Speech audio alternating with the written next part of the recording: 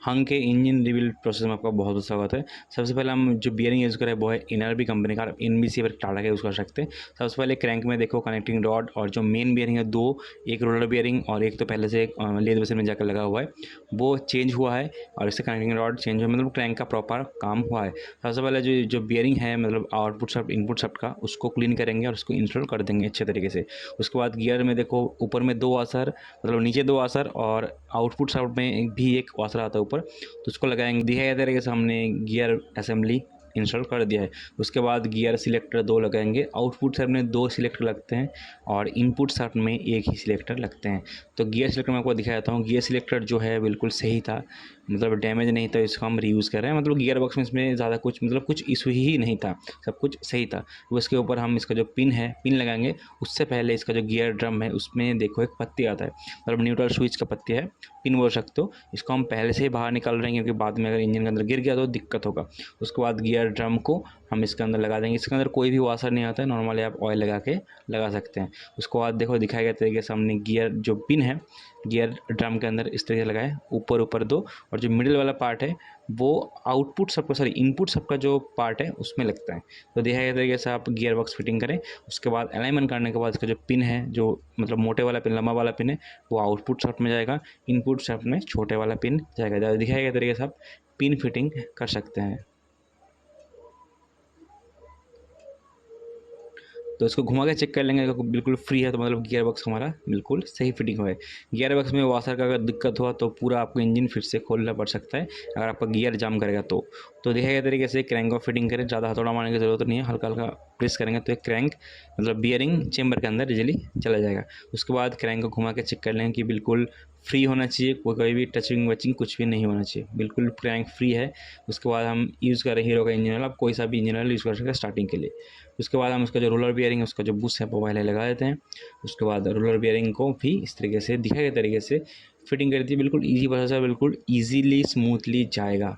आप इसके अंदर एब्रो ऑयल ट्रीटमेंट का भी यूज़ कर सकते हैं, मेरे पास अवेलेबल नहीं है अभी इसलिए हम यूज़ नहीं करें। उसके बाद बॉन्ड का यूज़ करके मतलब रेसी बॉन्ड यूज़ कर सकते हैं, अगर आप टेम्परेचर प्रूफ जो बॉन्ड है ब्लैक कलर का वो यूज़ कर सकते हैं। उसको हमने फिटिंग कर दिया, दोनों सीमर में लगा दिया है। उसके बाद क्लच चैम्बर को हम फिटिंग करेंगे। अब क्लच चैम्बर में दो बियरिंग एक्स्ट्रा आते हैं, देख सकते हैं, उसको हमने चेंज नहीं किया, वो सही था। दिखाए गए तरीके से इसके अंदर फिटिंग कर देंगे और फिटिंग करने के तुरंत ही इसका जो बोल्ट है जो मैं आपको दिखाने वाला हूँ उसको टाइट करना है, अदरवाइज जो बॉन्ड है वो सूख जाएगा। तो आप मैलेट हैमर या फिर प्लास्टिक का हथौड़ा का यूज़ करें। उसके बाद यहाँ पे देखो हमने इंजन को उल्टा दिया है। उसके बाद जितने भी अंदर के 10 mm के बोल्ट है वो लगा देंगे और इस 8 mm को लूज़ रखना है, अदरवाइज़ आपका क्रैंक बियरिंग चेम्बर में नहीं बैठेगा। उसके बाद बाहर में जो 10 नंबर के बोल्ट है उसको फुल टाइट करना है। और इंजन के अंदर अगर आप स्टार्ट करें मतलब किसी भी चीज़ को टाइट कर रहे हो ना तो हैंड टाइट करो, अदरवाइज़ मतलब बोल्ट स्लिप मार सकता है। उसके बाद जो पिन देख सकते हैं क्रैंक का पिन जो 3 मैं भी बिठा रहा हूँ ना, तो वो मतलब क्रैंक के बियरिंग को सही पोजीशन में होल्ड करने के लिए होता है। तो उसको आप मतलब जब करेंगे फिटिंग तो आपको एक्सपीरियंस आ जाएगा, तो ग्रूव्स में लगना पड़ेगा, अदरवाइज़ वो दिक्कत करेगा। 10 नंबर के बोल्ट है 3, वो उसको लगा देंगे, फुल टाइट कर देंगे, फिटिंग कर देंगे मस्त तरीके से। उसको हमारा जो मतलब इंजन के इस साइड का जो पार्ट है वो फिटिंग हो गया। अब इसके ऊपर हम जो है इसके ऊपर हम टाइमिंग चेन पैड इंस्टॉल करेंगे। उसके बाद टाइमिंग चेन और उसके बाद देख सकते हैं जो 8 mm का हमने टाइट किया था ना, मतलब लूज़ किया था, उसको हम टाइट कर देंगे। उसके बाद इसको पत्ती टाइमिंग चेन पैड को होल्ड करने के लिए एक बड़ा बोल्ट लगेगा 10 नंबर का, एक छोटा बोल्ट लगेगा। दिखाए गए तरीके से फिटिंग करें, बिल्कुल फ्री होना चाहिए। उसके बाद रोलर बियरिंग, क्योंकि इसका जो मैग्नेट असेंबली है विथ आपका जो ये वाला 1 में पेनियम उसको हम फिटिंग करेंगे। और उसमें देखो चाबी पहले से लगा हुआ है तो टेंशन लेने की ज़रूरत नहीं है, चाबी लगा दीजिए, लॉक लगा दीजिए। उसके बाद जो असेंबली इसको इस दिखाए गए तरीके से फिटिंग कर दिया, बिल्कुल सब इंजन का जो भी पार्ट है वो सब कुछ ही फिटिंग के टाइम स्मूथ ले जाएगा। उसके बाद एक वाशर मोटा वाला 19 नंबर का नट देख सकते हैं हमने फुल टाइट कर दिया है। आप इसको बाद में इंजन फिटिंग होने के बाद भी टाइट कर सकते हैं, बट अभी टाइट करेंगे तो ज़्यादा ईजी होता है। उसके बाद हम इसका सेल्फ पेनियम वो लगाएंगे दिखाए गए तरीके से, और इसका पिन आता है, इस पिन पे आप ऑयल लगा सकते हैं या फिर नहीं लगा सकते, आपकी मर्जी है। ग्रीसिंग का भी थोड़ा यूज़ कर सकते हैं, कोई दिक्कत नहीं है। उसके बाद इसका जो बुश है अपर में उस साइड दिखाए तरीके से इस तरीके से लग जाता है। उसके बाद पैकिंग को हमने ग्रीसिंग से लटपट कर दिया, क्योंकि इसको बाहर मतलब खोलना पड़ सकता है, तो खोलने के टाइम पैकिंग फटे ना, तो हम ग्रीसिंग का यूज़ करते हैं। पैकिंग हर पैकिंग में हम ग्रीसिंग का यूज़ करते हैं। उसके बाद मैग्नेट कवर लगा देंगे, 8 mm के जितने भी बोल्ट आते हैं वो सब कुछ फुल टाइट कर देंगे। अब ये वाला जो इंजन आप देख रहे हैं, पहले बता देता हूँ, इंजन फिटिंग तो कंपनी वाला ही होगा, बट इंजन जब हम स्टार्ट करेंगे नेक्स्ट वीडियो में तो स्टार्ट नहीं होगा, इंजन को फिर से खोलना पड़ेगा। किस कारण से खोलना पड़ सकता है वो आप नेक्स्ट पार्ट में देखिएगा।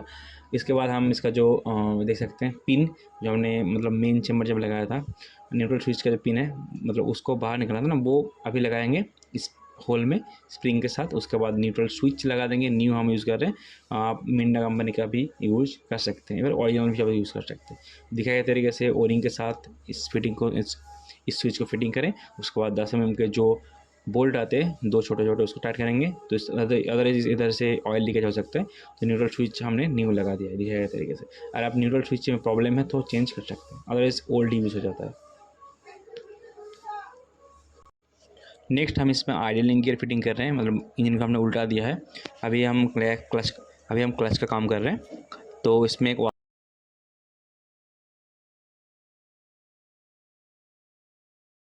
वाशर आता है सबसे पहले, उसके बाद एक बूस्ट टाइप का आता है, उसके बाद यहाँ पे जो फिटिंग है गियर गरारी को इस तरीके से आपको लगाना पड़ेगा। देख सकते हैं फ्री घूम रहा है। उसके बाद एक वाशर, उसके बाद फिर लॉक लगा देंगे, सर्कल बोल सकते हैं।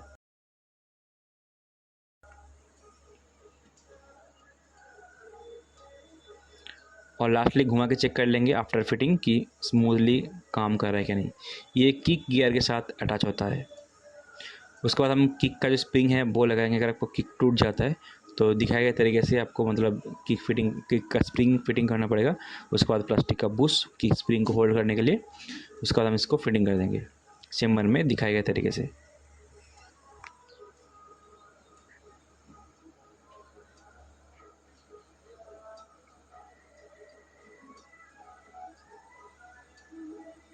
उसके बाद स्प्रिंग है, स्प्रिंग को टेंशन मतलब टाइट करने के लिए जब किक मारते हैं तो रिटर्न आता है ना, तो इस होल में इसको स्प्रिंग को फंसाना पड़ेगा।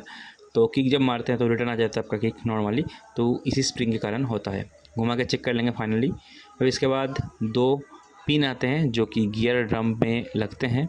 तो गियर ड्रम को घुमाने के लिए बाहर से गियर सिलेक्ट कर के थ्रू तो उसको पिन लगा देंगे। उसके बाद इसका कवर आता है, उसमें भी देखो होल बना रहता है, होल को मैचिंग करके लगा देंगे। और उसके बाद एलिंगी किसी किसी बोल्ट में आता है, किसी किसी बाइक में एलिंगी आता है, किसी किसी में 10 नंबर का, इसमें 10 नंबर का है।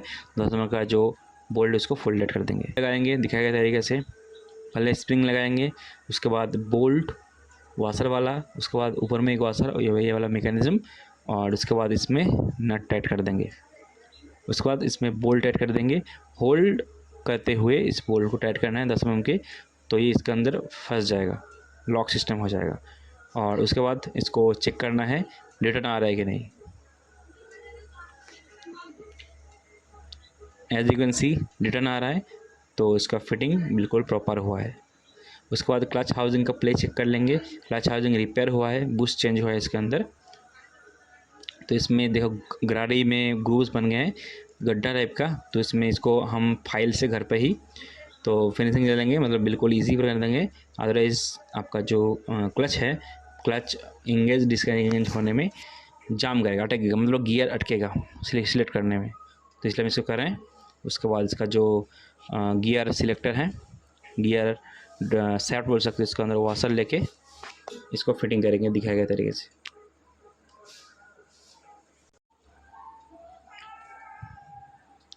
इसके बाद क्लच हाउसिंग का बुश लगाएंगे दिखाए गए तरीके से। उसके बाद क्लच हाउसिंग को फिटिंग करेंगे, स्मूथली घूमेगा। उसके बाद एक वाशर मोटे वाला जो कि आपका जो हब सेंटर है उसके पीछे लगता है। ये पुराना वाला हब सेंटर, इसको हम रिजेक्ट कर रहे हैं क्योंकि ये स्क्रैचेस आ चुके हैं, थोड़ा सा गड्ढा हो चुका है, तो न्यू क्लच प्लेट डालने के बाद भी ये सक्सेसफुल नहीं होगा, इसलिए हम new original clutch hub centre use कर रहे हैं। उसके बाद न्यू क्लच प्लेट्स 1600 रुपीज़ का क्लच प्लेट आता है, ओरिजिनल लेने जाएंगे दिखाए गए तरीके से हब सेंटर में फिटिंग करें। और स्टील प्लेट है वो हम ओल्ड यूज़ कर रहे हैं। उसके बाद इस फिटिंग को हम क्लच हाउसिंग के अंदर फिटिंग करेंगे। और यही वाला वो वाशर है जिसकी इसके पीछे लगता है, आप इसके पीछे लगाओ ऊपर या फिर उसमें लगाओ, एक ही बात है। दिखाया तरीके से इसके अंदर अलाइनमेंट कर देंगे पूरा सेट। उसके बाद 4 स्प्रिंग जो कि हम ओल्ड यूज़ कर रहे हैं, प्लेट और 10 mm के बोल्ट, क्रिस क्रॉस में टाइट करें। अगर फर्स्ट टाइम कर रहे हो तो 100% आप इस प्लेट को तोड़ दोगे तो बाद में दिक्कत करेगा, ढूंढने पे भी मुश्किल से मिलेगा। तो फिटिंग अच्छे से करें, उसके बाद इसको बाहर निकाल लेंगे। अभी क्लच असेंबली हमारा कंप्लीट हो चुका है, क्योंकि अभी इसका हम क्या करेंगे, अभी इस क्लच हाउसिंग को बाहर निकालेंगे।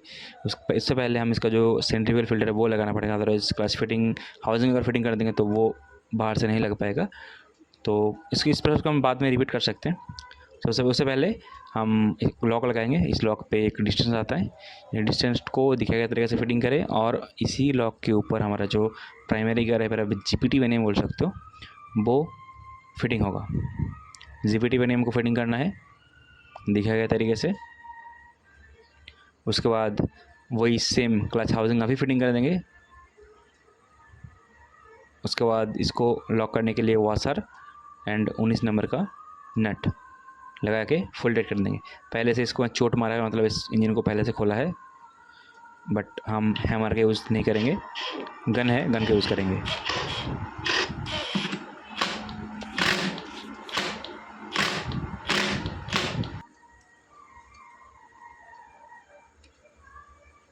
सेंट्रीफ्यूगल फिल्टर को हम फिटिंग करेंगे, एक वाशर और स्पेशल टाइप का नट, इसको भी फुल टाइट कर देंगे। उसके बाद सेंट्रीफ्यूगल फिल्टर का कैप और इसके पीछे एक ओरिंग मतलब आपका पैकिंग आता है, उसको देके जो कि पैकिंग किट के साथ ही मिल जाएगा, स्क्रू को फुल टाइट कर देंगे हैमर स्क्रू ड्राइवर की मदद से। और इसके नीचे एक जाली आता है, जाली का आपने ऑलरेडी क्लीन कर दिया है। उसके बाद क्लच रिलीज बियरिंग सही है, फिटिंग कर देंगे, और इस पुश को भी मतलब पिन को फिटिंग कर देंगे। उसके बाद क्लच पैकिंग को लगा के ग्रीस के साथ क्लच हैमर को फिटिंग कर देंगे, और जितने भी 8 mm के बोल्ट आते हैं सभी को फुल टाइट कर देंगे क्रॉस बाई क्रॉस। मतलब मान लो 70% काम इंजन का हो गया है। उसके बाद हम इसका हेड सिलेंडर फिटिंग करेंगे, जो कि बिल्कुल इजी प्रोसेस है। और हेड सिलेंडर क्या काम हो मैं आपको दिखा देता हूँ।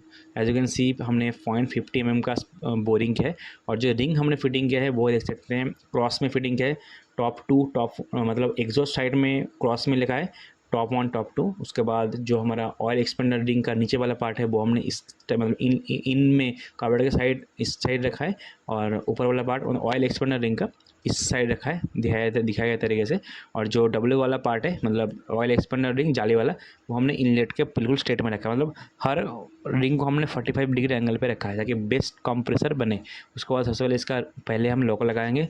लॉक लगाने के बाद इसका अंदर फिटिंग करेंगे, फिटिंग पिस्टन का मतलब कराएंगे अंदर। उसके बाद पिस्टन पिन लगाएंगे, लगाने के बाद इसका अंदर और एक लॉक आता है इस साइड, वो लॉक को लगाएंगे, बट बिल्कुल ध्यान से कपड़ा का यूज़ करें, क्योंकि अगर लॉक गिर गया इंजन के अंदर तो इंजन दोबारा खुल सकता है, इसलिए हमने कपड़ा का यूज़ किया है। फिटिंग हो गया, इसके अंदर हम पैकिंग के यूज़ करेंगे, पैकिंग इसके साथ ही आया है दिखाया गया तरीके से। उसके बाद इसको थोड़ा सा इंजन से लीव कर देंगे ताकि फ्रिक्शन की वजह से इंजन पिस्टन बेंड ना हो जाए, स्क्रैचेस ना लग जाए। उसके बाद इसका जो बोरिंग है मतलब सिलेंडर बोरिंग वाला पार्ट 0.50 mm का सेकंड बोरिंग बोल सकते हो, तो इसको हम अच्छे से लगा देंगे टाइमिंग चेन को पकड़ते हुए। और उसके अंदर देखो हमने ऑलरेडी दूसरा जो टाइमिंग चेन पैड है वो इजीली लगा दे, वो ऊपर से ही लगता है, मतलब बिल्कुल इजी प्रोसेस। उसके बाद जो मेटल का गैस्केट आता है वो लगाएंगे, वो लगाने के बाद हेड फिटिंग करने के बाद हेड फिटिंग में देखो valve oil seal valve guide दोनों चेंज हुए हैं, दोनों वेल्व चेंज हुए हैं। हम ऊषा कंपनी का वेल्व यूज़ कर रहे हैं, और बिल्कुल इसका गाइड वाइड फिटिंग करके हेड का पूरा कंप्लीट काम हो चुका है। उसका बाद इसका टाइमिंग चेन को ऊपर के रखते हुए दिखाए गए तरीके से इसका जो हेड है फिटिंग करेंगे। और फिटिंग के अंदर अब देखो ओरिंग 2 है, मतलब 2 गजन पिन है, सॉरी गजन पिन बोल सकते हो, एक बूस बोल सकते हो, ठीक है। उस हेड में 2 लगते हैं, उसको ध्यान पे रखना है। उसके बाद हम चेक करेंगे इसका जो कैम सेट है, कैम सेट बिल्कुल ईजी है, कैम सेट का बियरिंग हमने चेक कर लिया है, सरफेस भी चेक कर लिया है, बिल्कुल ईजी है दिखाया गया तरीके से। कैम सेट का फिटिंग भी हमने कर देंगे, और इसके बाद टैपेट का भी एडजस्ट करना पड़ेगा। तो उसके बाद 12 mm के जो नट है जो हमने खोले थे वो फुल टाइट कर देंगे। ऑब्वियसली फुल टाइट करने के बाद इसका जो टाइमिंग चेन जो गियर है टाइमिंग गियर उसको भी हमने ऑलरेडी लगा दिया है, बट टाइमिंग सेट करना पड़ेगा। टाइमिंग मैंने कैसे सेट किया मैं आपको दिखा रहा हूँ। सबसे पहले इसको टाइट कर देंगे, टाइट करने के बाद मैं आपको टाइमिंग दिखा रहा हूँ। देखो टाइमिंग यहाँ पे बिल्कुल स्ट्रेट में होना चाहिए, ठीक है। और उसके बाद यहाँ पे टी का देखो निशान है, इसमें टी का निशान होना चाहिए मैग्नेट पे।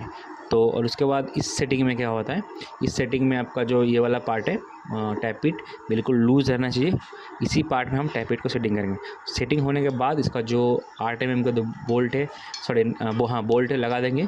टाइमिंग चेन हो गया। उसके बाद 10 mm का जो यहाँ पे बोल्ट है उसको लास्ट में लगाएंगे। अभी इसका हम टैप इट एडजस्ट कर रहे हैं, मतलब एक्सपीरियंस से कर रहे हैं। थोड़ा मतलब 0.05 mm रख सकते हैं, 0.05 0.06 mm रख सकते हैं। 3 लीड 0.05 एग्जॉस्ट 0.06। उसके बाद हम इसके हेड का रबर न्यू लगाएंगे। न्यू लगाने के बाद इसका जो पूरा फिटिंग है वो यहाँ पे कंप्लीट होता है और इसका जो 10 नंबर का बोल्ट है ऊपर से लग जाएगा। बट मैं बता दूँ, इस इंजन रिवील होने के बाद नेक्स्ट वीडियो हम देखेंगे इंजन को हम फर्स्ट टाइम स्टार्ट करेंगे। बट फर्स्ट टाइम स्टार्ट किया था, स्टार्ट हुआ ही नहीं, फिर से हमको इंजन खोलना पड़ा। वो उसका जो स्टोरी है वो हम नेक्स्ट पार्ट में देखेंगे। इस तरीके से हम इस इंजन फिटिंग कर दिया, बिल्कुल इजी कंपनी वाला फिटिंग हो गया आई थिंक। उसके बाद लास्ट में टाइमिंग चेन टेंशनर को लगाएंगे। टाइमिंग चेन टेंशनर को लगाने के बाद फसल इसको लूज़ करेंगे। लूज़ करने के बाद टाइमिंग चेन टेंशनर लगा देंगे। लास्टली स्क्रू ड्राइवर की मदद से इसको मतलब लास्टली टाइमिंग चेन पेड को रिलीज़ कर देंगे। रिलीज़ करने के बाद हमारा जो टाइमिंग चेन है वो टाइट हो जाएगा और इसका जो ऑयल सील है वो भी हम लगा देंगे। इस तरीके से इसका जो पूरा प्रोसेस है वो इंजन रिवील का कंप्लीट होता है।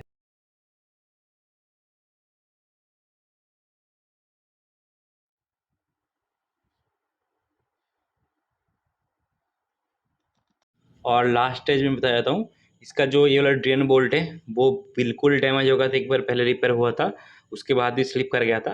तो हमने इसमें एल्यूमिनियम वेल्डिंग कराए, ठीक है, अंदर तक पूरा इसको भर के अंदर तक वेल्डिंग कराए। उसके बाद न्यू थ्रेडिंग किया है, एज यू कैन सी बिल्कुल न्यू थ्रेडिंग है। और इस फेस को मतलब फेस कराए लेद मशीन में जाके। उसके बाद इसका जो स्टैंडर्ड साइज़ का ओरिजिनल बोल्ट आता है 12 mm का, अभी बिल्कुल ये मतलब कंपनी जैसे ही हो गया, ठीक है। अभी इसके ऊपर अगर डैमेज हो तो ओवर थ्रेडिंग का भी ऑप्शन है। तो अभी जो 12 नंबर का थ्रेड है वो इजीली जा रहा है। और एक हमने वॉशर यूज़ किया है कंपनी वाला, आपका ये आपका एलुमिनियम का, तो ऑयल लीकेज का प्रॉब्लम सॉल्व हो जाएगा।